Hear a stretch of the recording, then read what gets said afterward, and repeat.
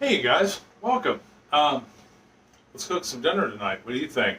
I'm thinking tonight for dinner we should try homemade pot pie. Chicken, to be exact. I was toying. It took me forever to figure out beef or chicken, beef or chicken. The deciding factor was I had some chicken broth left over in the fridge, and it just so happens to be exactly what we need for this. So chicken won out this time, but you could pretty much apply the exact same thing, just substitute, your protein. You could even go as far as, like, if you did a beef one, you would use a beef broth. You would just switch out your broth. That's it. Your protein in your broth. Even if you were doing a vegetable one, say like I don't know much about tofu, but if you were using one of those amazing the plant-based meats, you could switch out your broth with chicken with veggie stock. It would be that easy.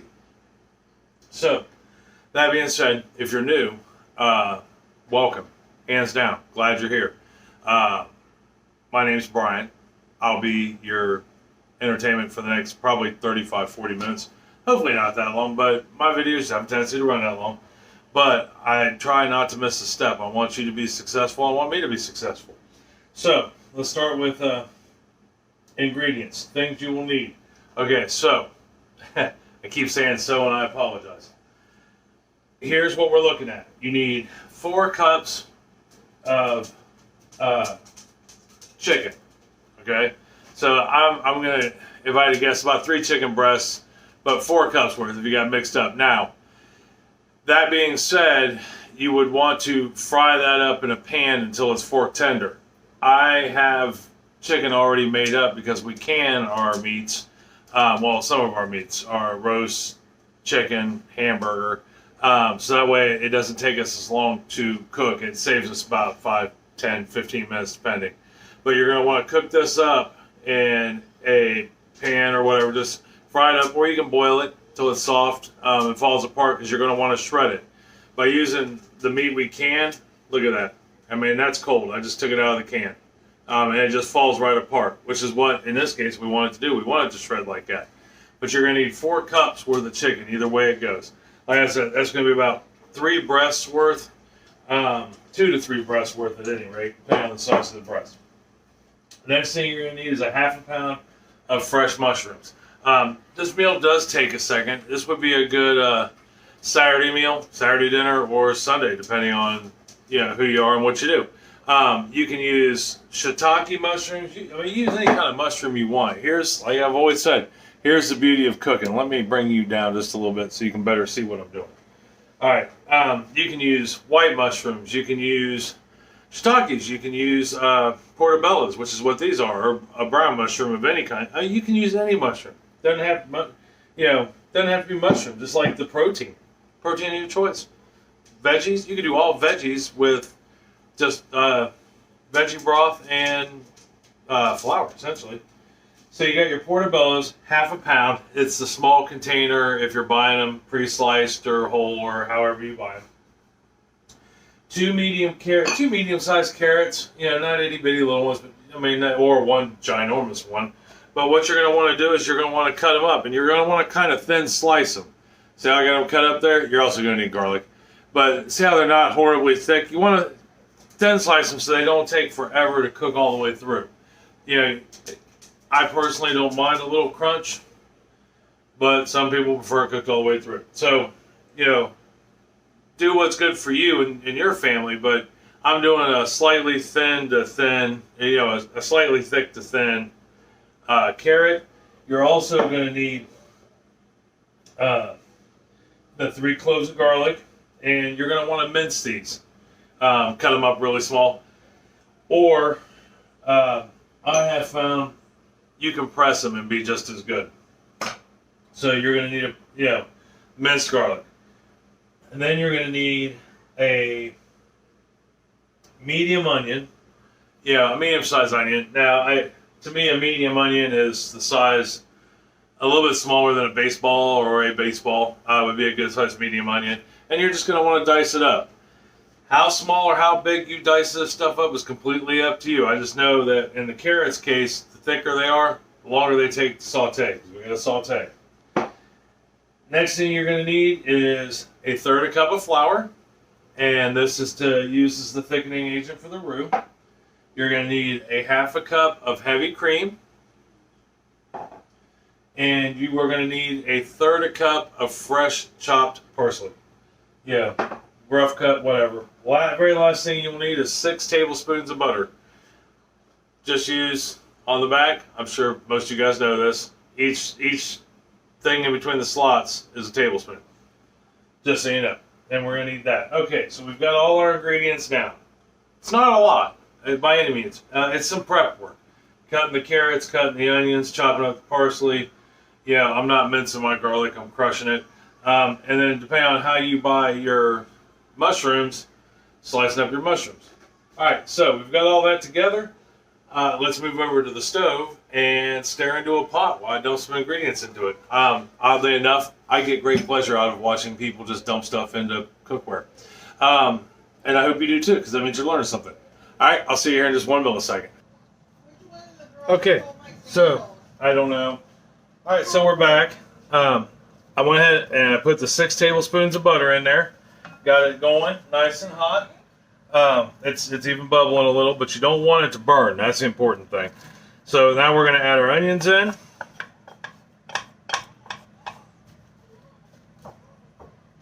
And carrots. And what we're going to do is we're going to let these cook for about 8 minutes. We're going to let them saute for about 8 minutes. We want them to start to get, pretty good and soft. And you want a decent heat, medium high. Like I've said in previous videos, I'm not sure what medium high is. I'm assuming it's anything above medium. I could be completely wrong, but I'm pretty sure that's what it is. I just hear everybody say medium high or medium low. So for future reference, if I say medium high, it's probably anywhere from the word med, which is on the bottom of most knobs, all the way up to about 6.5, 7. If you're using an electric or a stove that has numbers on it. If I say medium low, it's anywhere between low and medium, and probably the 3 to, around the number 3. So anyhow, that being said, I will let these saute down for about 8 minutes, and then we'll move to the next step. All right, so we let those go for about 8 minutes. I mean, as you can see, the onions are starting to get translucent. So now what we're going to do is we're going to add the garlic and the mushrooms. So I'll go ahead and mince my garlic up here. Although it's not really mincing, it's technically pressing. But I found it kind of works the same. So, and I'm lazy when it comes to dicing garlic. So I always have been. Alright, grab a knife real quick.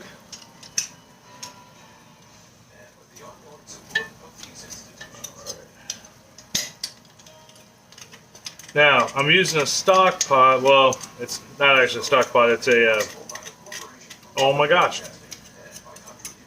The heck is this called? Oh, it's a cast iron pot at any rate. Only because I can't remember what it's really called. Get your garlic in there and put your mushrooms in there. I know those mushrooms look huge at the moment, but trust me, they won't be after they saute down a little bit. Alright, so now we got our garlic and mushrooms in there.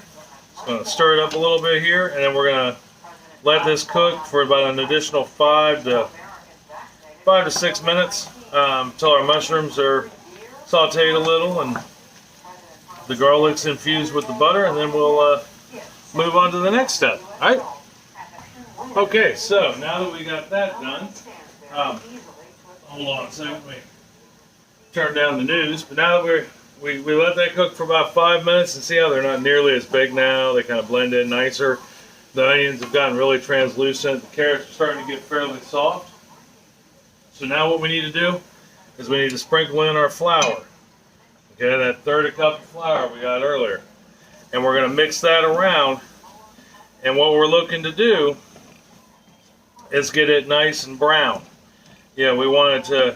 Now, the longer you let it go, the more brown it'll get. It'll get dark, so that will determine, you know, that kind of determines the color of your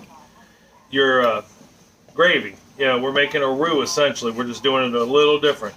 I've seen roux made several ways. I've seen them made like this. I've seen them made by pre-mixing butter and flour together and putting it in. Yeah, so I mean, there's a few different ways to do a roux, and this is probably the easiest. Okay, so but I will tell you, when you get to this point, how dark you make the flour, because we're essentially cooking the flour, will determine how dark your roux becomes. So you want to keep that in mind. All right, so we got it to where I want it to be. The next thing we're going to do is pour in our 2 cups of chicken broth that we have. All right. We got our chicken broth going in there, and we're going to need to pour in our 1/2 cup of heavy cream.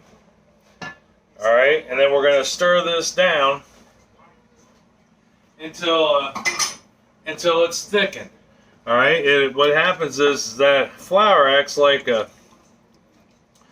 thickener now, where we cooked it, so it'll start thickening this up. It's like putting cornstarch in it. I suppose if you didn't want to do this, you could put cornstarch in it, but I wouldn't go any more than maybe a tablespoon or 2 to get it thickened up. All right, I am going to stir this until it's nice and thick. And by the way, this is a Dutch oven. I know just a minute ago I said I couldn't remember what it was. This is a Dutch oven, and in case I didn't tell you, now would be a good time. Well, I mean, you still got to make your pie crust in theory. We'll talk about the oven when we come back. All right, I'll get this nice and thick, and we'll move into the next stuff to put in here. All right, so we got it cooked down. It's thick. It's reduced by about half, maybe, if not close to it. So we've got 3 more ingredients to throw in here. I did not mention one of them. Actually, we got 5 more ingredients to put in here. I did not mention 3 of them, which makes me a horrible person. All right, so we put our chicken in there. And then here's the first ingredient I didn't mention. You need 1 cup of peas. I wrote it down. I don't know how I was, well, I didn't write it down. I wrote it down weird, and it caused me to miss it. So we got a cup of peas going in there. Your chicken's going in there now, and your fresh parsley's going in there. And we gotta mix that up. And then the last thing we want to put in here is just salt and pepper to taste. On the ingredients list, it says 1/4 teaspoon of salt, or a teaspoon of salt and 1/4 teaspoon of pepper. But I mean, you do how much you want to do. If you don't want salt, don't add any salt. If you don't want pepper, don't add any pepper. It's completely up to you. I am going to add a little bit though, because right here is where your final test product is going to be as far as the gravy goes. All right. Because we're getting ready to put it into a pie crust, so you won't be able to taste it while it's cooking. Yeah, you're pretty much doing it now. Now I still have the oven on, letting it thicken, or the stove on, keeping this warm. We want to warm it all up, but remember, it's about to go in an oven. We are making a pie essentially. We're just making a savory pie versus a sweet pie. Tomorrow we're making a sweet pie. We're having a cherry pie. And I think you'll like it. It's a recipe of Chris's that has been around for a minute. So I'm going to let this cook for a couple more minutes. And then after it's done cooking for a couple minutes, you have to let it rest on the counter, or off the heat at any rate, for about 10-15 minutes. And I'll explain why when we come back. And then we'll talk about other things while we go that 10-15 minutes. All right, see you here in a second.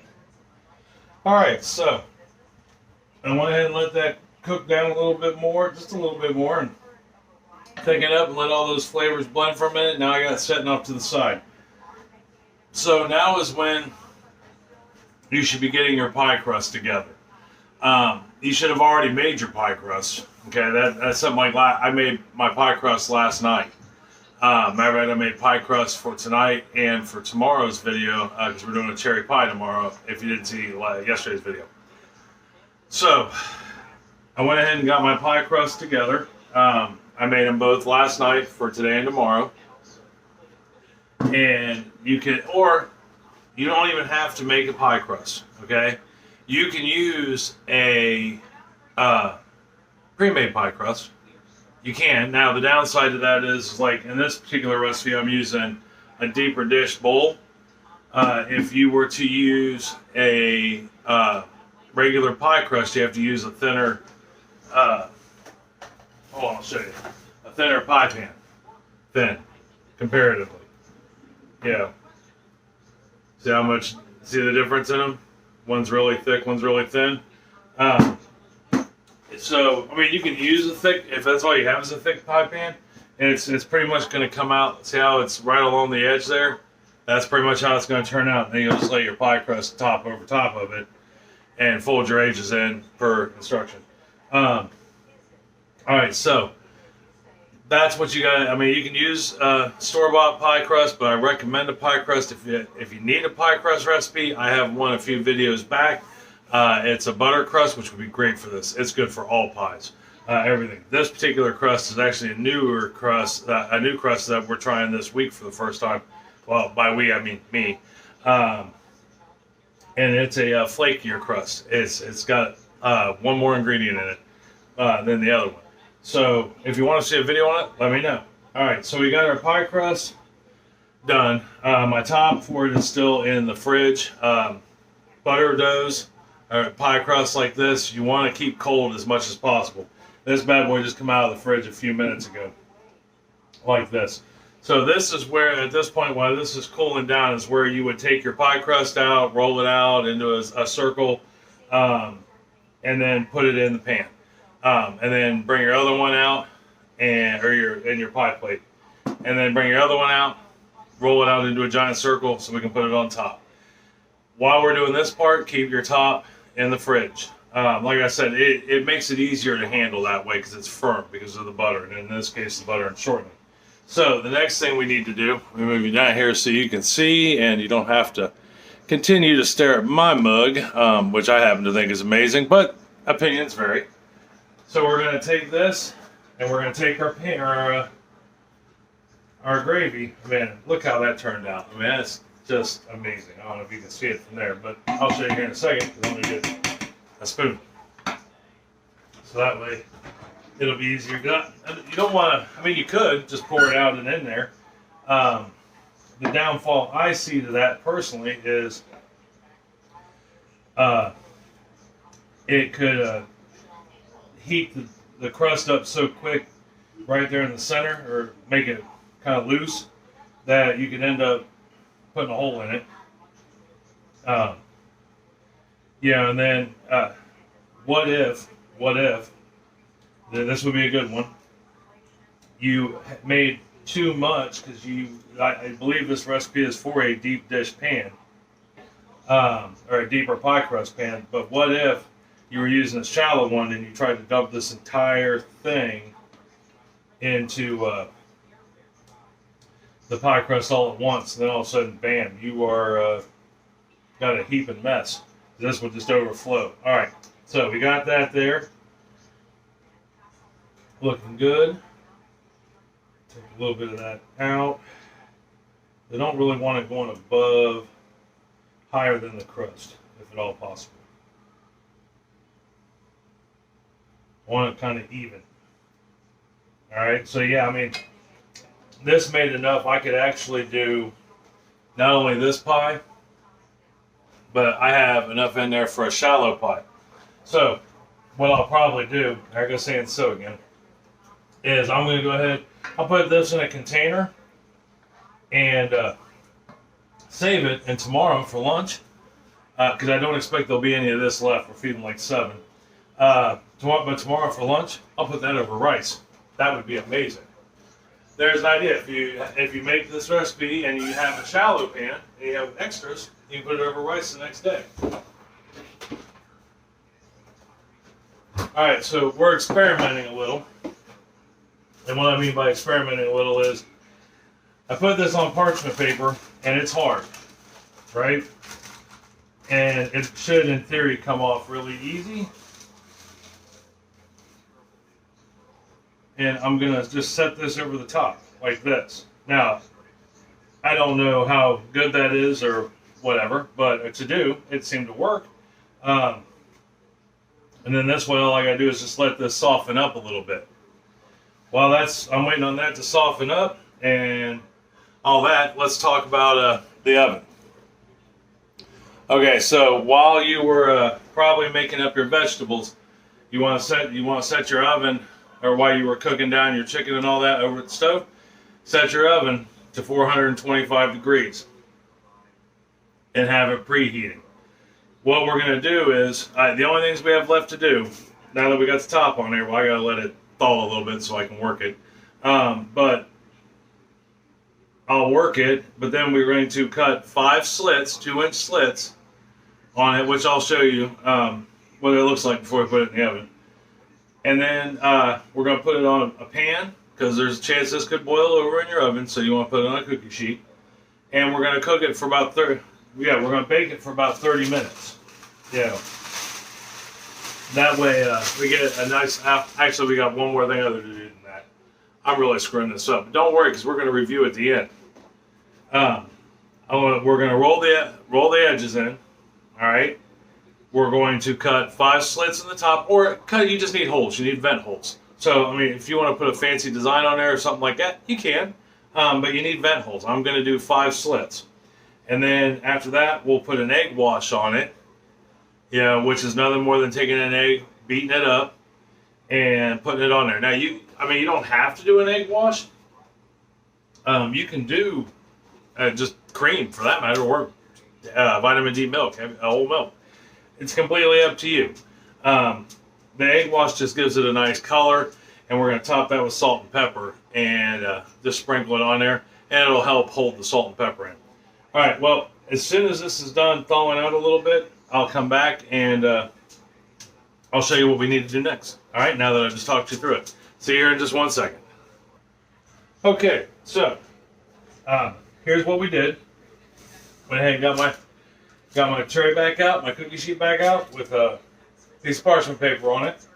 I just folded in the edges, and I went ahead and cut my 5 slits in it, all right, in the top.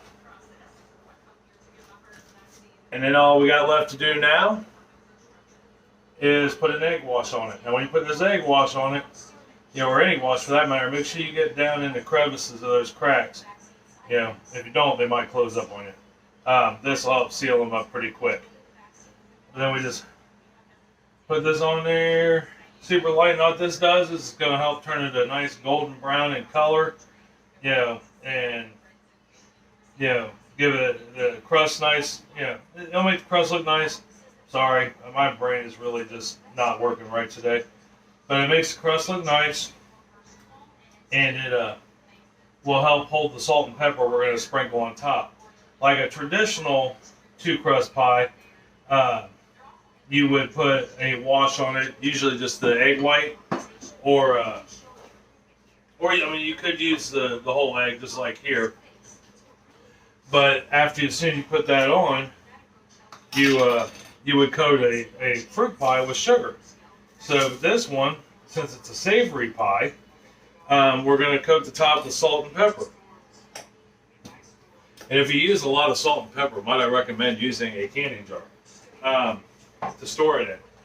So that's what we use. You can use a salt shaker, but we use kosher salt, and we use big grain pepper. Yeah, it's not finely ground, so it makes it really hard to come out of a shaker. All right, so we've got everything accomplished. We have cooked our thing. The only thing we got left to do on this, besides straighten out the egg, is stick it in the oven. Now, like I said, 425 degrees, preheated. Been rolling since we made the filling. Now all we're gonna do is cook it for about 30 minutes. So what you want to look for in this case, because you want to keep an eye on this, if it starts, keep an eye on it, and if it starts to the crust around the edges has a tendency to be done first, so to speak. So keep an eye on it. We're baking it for 30 minutes, but after about 10-15 minutes, check that ring. You know, everybody's oven's different. You know, so my 425 may not be your 425, or your neighbor's 425. So you want to check it, especially if it's a new recipe or you've not used your oven a whole lot and you don't really know how it works. Like when we first moved in here, no clue how this oven worked. You know, I've been cooking on the same oven for almost 30 years prior to that, but all the same. So I constantly check when I make new things. But if it starts to get done before the rest of it does, pie ring right here. You just set it down on it and it will keep the top from burning. If you don't have one of these, you can use aluminum foil and just put it around the edge. Or if you find the whole thing getting too brown before it's done all the way through, we can put a tent on it. You know, if you put an aluminum foil tent over it, you can always cut a little hole in the top to keep it going, you know, and not let it burn. It just deflects some of that heat off the top, and that way it doesn't burn. Anyhow, I'm going to cook this for 30 minutes. I'm going to start looking at it here in about 10 minutes. That way I can know if I need to put a pie ring on it or not. And when I come back, I will have pulled it out of the oven and let it cool, because you got to let it sit. All right, I'll see you when we get back. All right? All right, so we're back. I let it do 30 minutes in the oven. I let it sit here and cool about 20-25 minutes. The recipe calls for 15 minutes at any rate. But I let it cool a little longer. It's still blazing hot. I don't know if you've ever eaten pot pie before, but it always seems to be really hot right when you pull it out of the oven. So let it sit, just like I always say. So let me get the camera down in pie view. There we are. And we'll take a look at it and try some. See how it turned out as soon as I get the tightened up there. All right, so here is our pie. I think it turned out fantastic. You know, nice and brown. Got a nice golden color on the top. You can see the salt and the pepper. So now we just got to cut it, pull a piece out, see how easy it comes out. I know that crust looks super flaky. That's for sure.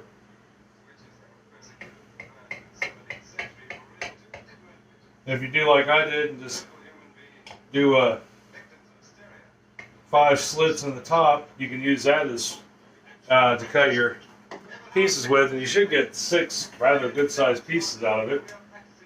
Now, here's always the tough part, especially this being a deep dish pie. See how well it comes out all in one piece. Yep, I didn't think it would come out completely in one piece. That's alright. That's alright. It's like a pot pie. I mean, think about it.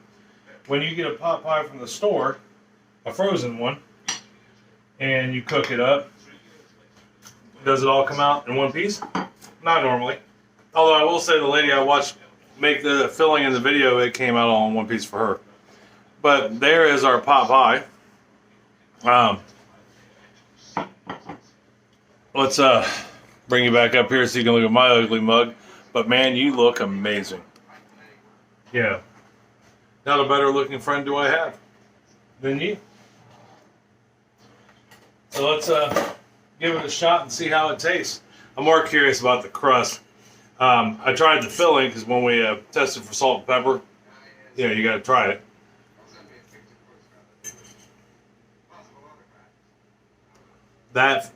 The crust is super duper flaky. I don't know if I mentioned it, but it was a new crust I was trying.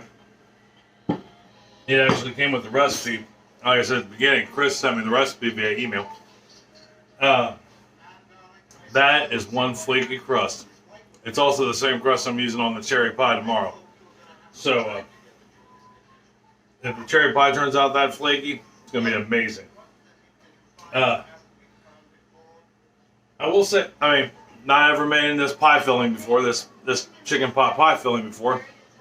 It's good. It's got lots of flavor. There was a lot of new things we did tonight. Sorry, I had a piece stuck in the tooth. Couldn't wait. We made a new filling together.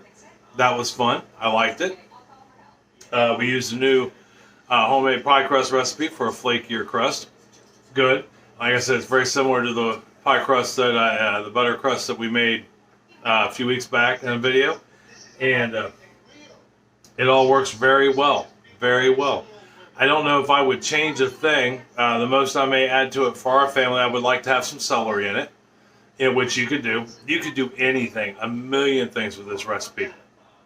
Like I said, as far as the broth goes, choose your broth. If you want all vegetables, use a veggie broth.